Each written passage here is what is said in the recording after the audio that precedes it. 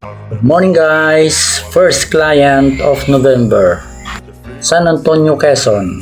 Huwo truck. Ang history ay naputulan ng belt ng water pump. Kaya let's go! Tirahin na natin!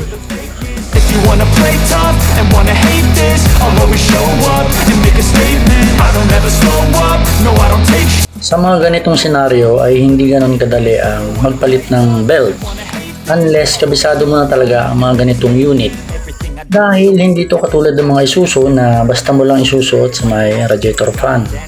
Ang mga belt nito ay sinatawag na serpentine belt. Team PK. But facts over tracks isn't. Kaya naman, tinanggal ko nga muna dito ang radiator fan para may pasok ang belt.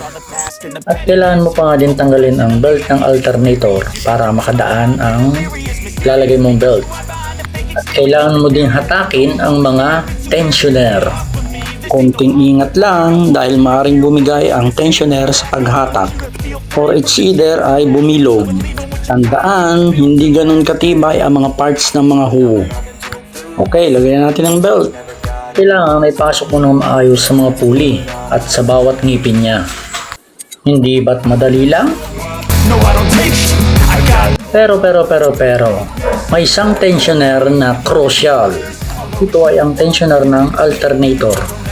Kailangan makuha mo ang tamang timing ng tension niya. Dahil kakaiba ang adjustment nito na kung magkamali ka ay siguradong talon ang belt mo.